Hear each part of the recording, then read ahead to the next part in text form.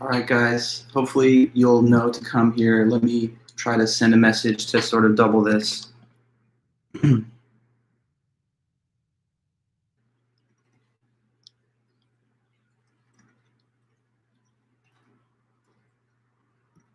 I see some of you guys yet? No.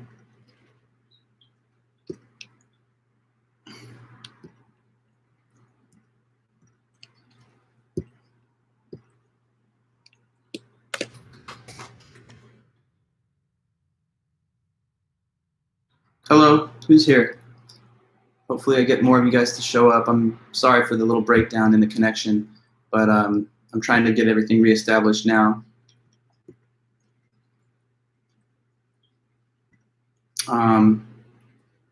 Can you see me, hear me? Okay, I see one, I see two. Hopefully more of you guys are able to arrive. There was just a little, I think, Wi-Fi interruption, so I had to switch to mobile data using a hotspot, my cell phone. So now there's a reliable connection, but of course some of us got lost in the little downtime there. So I'm going to try and send this quick announcement. Maybe that'll get some of us back.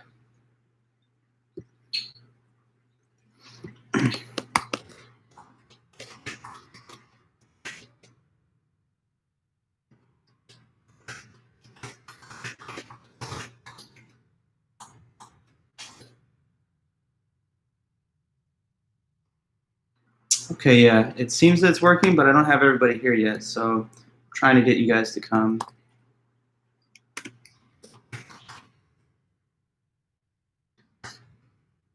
Okay, maybe some will see this message. If so, that'll be helpful. Yeah, sorry for that. If this does happen again, I guess I probably should have thought about the possibility and mentioned it in advance. But sometimes, of course, there could be connection interruptions and outages. If that does happen and it derails the live stream, then just know that I'm going to start another one once I am able to turn on my hotspot. In a lot of cases, I don't like to just use hotspot data because I think that in general it's perhaps not as speedy, but it's always reliable and it can't be interrupted. So in the future, in case this does happen to occur, just know that I'm going to quickly switch to hotspot data and if necessary start another stream. And then you guys who are subscribers to the channel should be able to find the other stream by simply going back to the channel and looking for the next live broadcast that's being delivered. So yeah, thanks guys for finding your way back to the meeting. I don't know, sorry for the little interruption. You know, it's a COVID world, right? So these things can happen. But all right, so I did finish talking about the essay prompts. Have you guys all, when the interruption happened, had we concluded that in on your end, on the viewer's end? Hopefully so. If that's the case, then I'd like to just go on a little bit in our notes. Okay, so one thing I realized is that I kind of did a sketchy presentation of Pascal's wager. I kind of rushed us through that a little bit, and since it's one of the major options on your essay topics, I didn't want to leave some of the details out. So quickly, I want to show you a little bit more. Yeah, okay, Megan. What I didn't want for an intro, I was just trying to tell you guys, just keep it short and sweet. Either have it a short and sweet intro, or you can just skip it altogether and just omit the intro and the concluding paragraphs and just focus on having body paragraphs. Like your first line of the essay could just be, Anselm's ontological argument tries to prove the existence of God, and here's how it happens, or here's how it works. And you just start going into the premises of the argument and the reasoning of the argument. You don't have to like say, for example, I'm going to analyze these two arguments, tell you which one I think is better, and in the end, it's going to be this one. You can really just develop all those ideas in the prompt, in the body paragraphs themselves. So, you know, you can dispense with the long-winded kind of verbose intro and conclusion. Either keep them short and sweet or get straight into the body paragraphs. Okay, guys, that was all I was saying before. So thanks, Megan, for bringing me back to the last comment. Now, I wanted to add a little bit of additional notes on Pascal's wager to help you guys really understand it clearly. So, first of all, the author's name is this, Blaise Pascal. He lived from 1623 to 1662. And after he died, there was a book of his work that was published posthumously after his death in 1669. It was called Pensées. which in French means thoughts. And in that essay, or in that book, we find this argument called the wager. Okay? Pascal's wager, as it's now kind of more commonly known. Now, he has a different approach than some of the other authors who've made the case to believe in God, because like whether it was Anselm or Taylor or Paley, they all tried to argue that God exists and that they could prove that he exists. But what Pascal says in his essay to begin is, no, I can't prove God exists. Nobody could prove that. That's something that is beyond the ability of a human mind to fully prove or to disprove. Because if God exists, he's way outside of our human level of knowledge and understanding. So he says there never would be a way of actually proving that he exists. So he says, I'm not going to attempt to prove that. Instead, he says, let's just try and understand that he either exists or he doesn't exist. And you basically have to take a wager on which of those two propositions you think is true. He says it's kind of like a coin flip. When there's a coin that's going to be flipped, it's going to land as either heads or tails. Now, before it lands, nobody knows which side it will be, but you know it's got to be exactly one of the two. He says that's kind of parallel to the case of God's existence, because God either exists or doesn't. That's like the heads or the tails. But right now, in our lifetime, we don't have any way of knowing which of those two sides is going to come up or which one it is, that he either exists or doesn't. But we know that it's got to be one of them. So he says we're kind of forced into a wager as though we were wagering on a coin flip. Now, to explain to you guys the basic logic of why he thinks that the better bet is to believe in God, I'm going to draw this little square for you. This is what we sometimes call a Punnett square in, game theory, as it's called. And what you do is you simply show in this little grid all the possible combinations of outcome of a wager or situation and stances that the individual can take in the wager. So up here, let's just pretend that we're talking about a regular coin flip. One outcome is that it lands heads. And of course, the other possible outcome is that it lands tails. Lands heads, lands tails. Now you have two possible bets that you can make as well. You can pick heads, or you can pick tails. Now suppose that so now each box combines a betting stance with the result of the coin flip. So in this box, it coordinates the outcome of picking heads and landing heads. So if that was the case, would that be a win or a loss? The person picked heads and heads came out. Would that be a win or a loss, do you think? I mean, there's a definitive answer to that. Say the person picked heads and heads was the face that showed, that's a win. Good. That's winning the bet. On the other hand, if they picked heads and it lands tails, we can all understand that that's a loss. That's choosing the side, but that side didn't turn out. On the other hand, suppose one picks tails and heads is the result, that's also a loss. But if you pick tails and tails is the showed face at the end, then that would be a win. Okay, so if you have a coin flip wager, there's two ways to win and two ways to lose. You can win by picking heads if heads turns up. You can lose by picking heads if tails turns out, and the opposite is true here. If you pick tails and heads is the result, you lost. If you pick tails and tails came up, then you won. Now, this is going to then be used as a parallel for Pascal's real wager, not about a coin flip, but about whether you should believe in God or not. So in this so-called wager, as he calls it, there's also going to be two possible outcomes. Concerning the question of whether God exists or not, what's one possible outcome? Well, that he does exist. So that's like, for example, parallel to heads. God exists. One possible way that this could turn out in the end. On the other hand, the alternative possibility is that God does not exist. And since he says we don't know which one, this is an open question. But there's these two betting stances. In this case, we're not talking about choosing heads or tails on a coin, but making a decision for yourself whether you're going to believe or not believe in God. So say that one person's choice is believe in God. Believe God exists. And of course, the alternative to that is do not believe that God exists.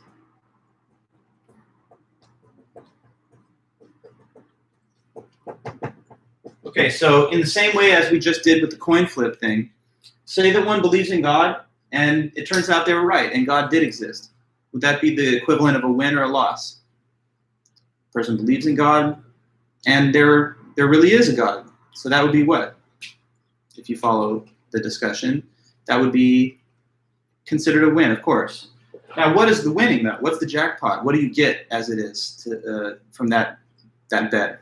If you chose to believe in God and he does really exist, then you win. And what do you win? Heaven, okay? And heaven, is described as paradise, infinite happy life. Couldn't be better, the best thing possible forever. So that's like to infinity positive. I'm just drawing like the infinity symbol with the plus sign to the left. But there's three other possible outcomes or combinations of outcome in bet. So say that the person believed in God, but there wasn't God in the end. So though they believed, it wasn't true. That would not be a win. I guess we could say it's a loss, but what's really lost is the question. And the author's argument is, well, not much, nothing, basically. I mean, if anything, it's like the time and energy that you spent maintaining your religious position and practice. I guess under those conditions, it would have been for nothing, but that's not that bad. It's like just a finite amount of time. And so it's not a big loss. It's maybe the loss of some amount of time and energy. And some people might even enjoy the time and energy that they spend on it. So it's either a minimal loss or nothing at all. And then over here, we have two more cases. So say that someone does not believe that God exists, but oops, they're wrong, and there actually was a God. So that would not be a win. That would be a loss. But what's the loss in that case? Like, what do you lose? What do you stand to lose if you didn't believe in God, but there actually was God? What's the thing about that loss that person wouldn't like? What's the negative outcome of that loss, so to speak? When you chose not to believe in God, but there was a God. We're taking this box now.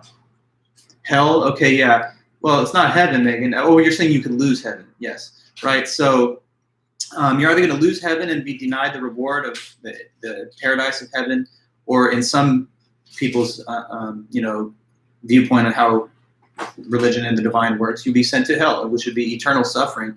So that's negative to the infinity. It's the loss of infinite happy life, or it's being provided with an infinite punishment in hell. Now, the last possibility is the person doesn't believe that God exists, and they're right, and there's no God.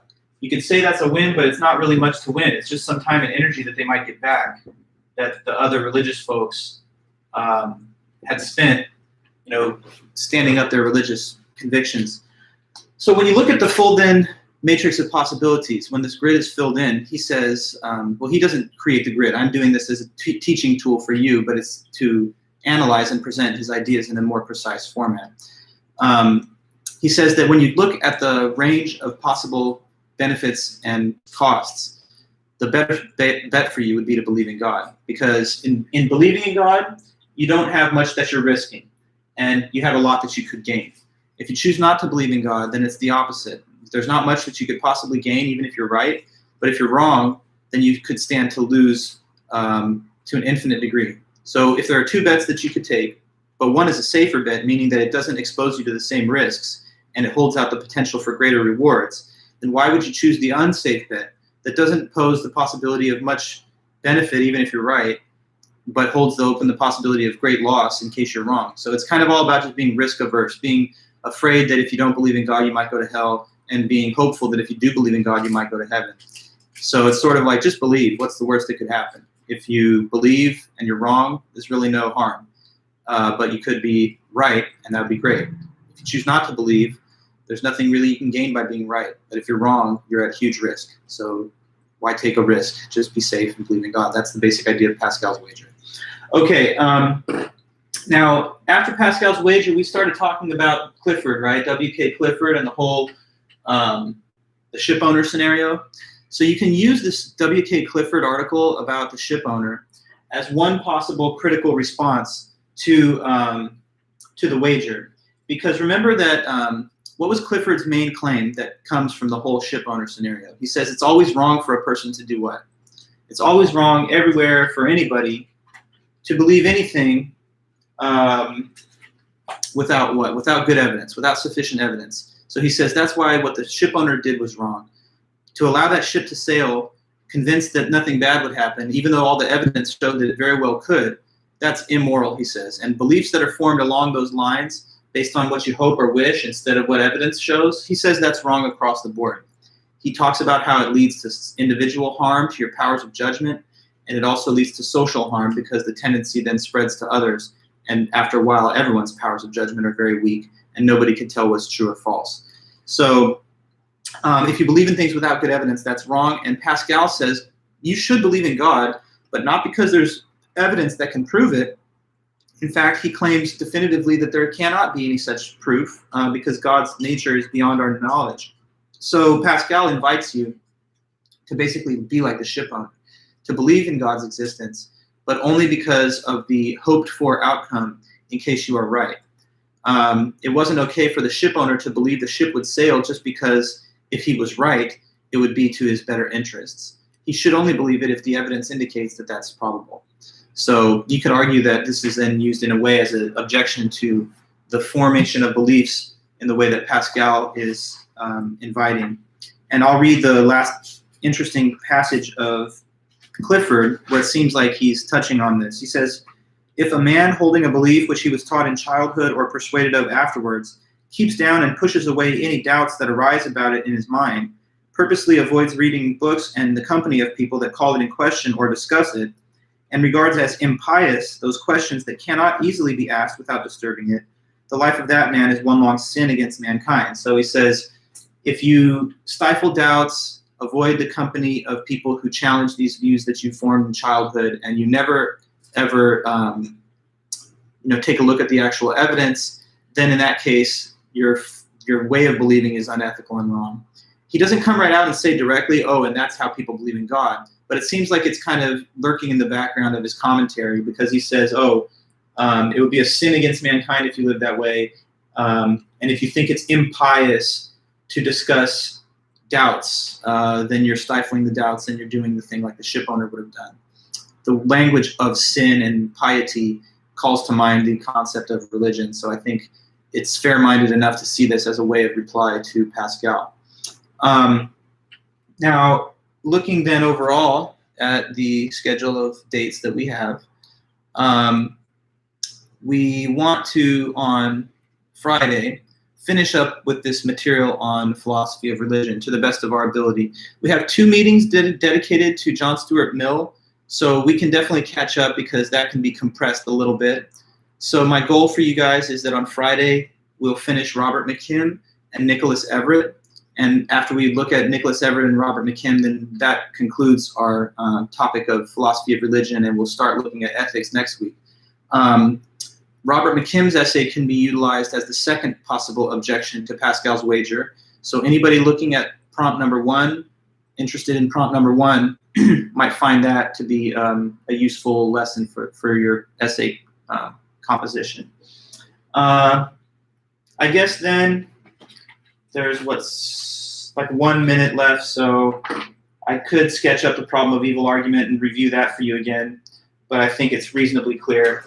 The problem of evil argument was given by Ernest Nagel in his essay, Does God Exist? I talked about it briefly in passing, but I'll just kind of repeat that little note. This is an argument that some give that God does not exist, and it's the argument that if God existed, then there wouldn't be evil in the world because God would be omnipotent and he would also be omnibenevolent. So he would not be, he would be capable of stopping evil and he would want to prevent it since he's good. But nonetheless, the world contains evil, so therefore God does not exist. That's one argument that some people like Nagel give to try and disprove the existence of God. And of course, there are objections to it, like you can say that God gives us free will, or that evil is really just an illusion and it's all for the best. But he found those to be weak objections to the argument for reasons that I think we mentioned briefly last time. So for now, anyway, we're all the way up through Clifford's essay. And we're just going to focus then on Robert McKim and Nicholas Everett on Friday. So if you didn't get a chance to read them yet, read those. And then when you attend on Friday, we'll cover them, and then you can be good to go for your weekend. All right, so sorry for the little interruption in the middle of the meeting today. I hope I didn't lose too many of you, but I think I see a good number came back, which is always nice. So for now then, have a great day, guys, and I'll see you guys back then on Friday. Let me know if there's any questions that you have over email or anything else, and I'm always checking those messages. So cool, take care, and I'll see you then next time. Bye-bye.